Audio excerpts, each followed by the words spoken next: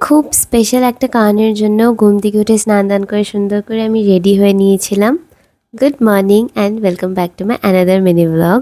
Basically আমি যাচ্ছিলাম আজকে আশিসের মামা বাড়ির গৃহপ্রবেশের পুজোতে। আমাদের বাড়ি থেকে মামার বাড়ি একদমই কাছে, তো রোডটা ক্রস করে আশিস দাঁড়িয়েছিল আমার জন্য। কিছু বলতে চাও আমাকে দেখে? কি? হুম। তো তারপর আমাকে ও মামা বাড়িতে ছেড়ে দিল অ্যান্ড ও তো বেরিয়ে গেল, ওর দোকানে যাওয়ার ছিল, তো ফ্রেশ ট্রেশ হয়ে দোকানে যাবে, মানে কাজেই যাবে।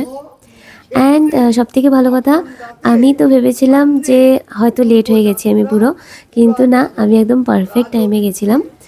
তখন পুরোহিত মশাই আমার আসার 5 থেকে 10 মিনিট আগেই এসেছিলেন।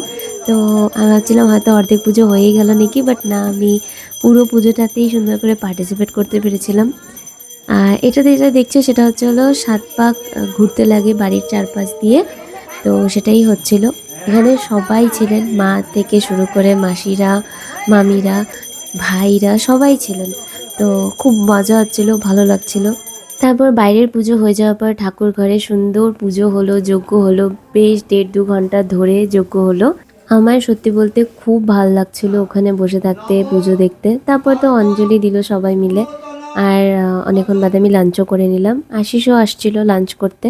লাঞ্চ করার পর ও আমাকে নিয়ে বেরোলো বাড়িতে ছেড়ে দেওয়ার জন্য। তার আগে আমরা একটু বাগডোগরা হয়ে ঘুরে আসলাম। বাড়িতে এসে এখানে অনেক জিনিসপত্র দেখো ছড়িয়ে ছিটিয়ে আছে, ওগুলো পরিষ্কার করলাম।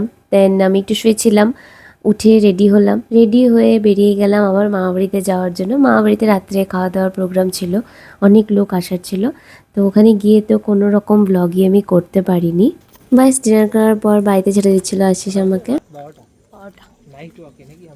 কোনো নাইট ওয়াকে না, তুমি আমাকে বাড়িতে ছাড়তে যাচ্ছ।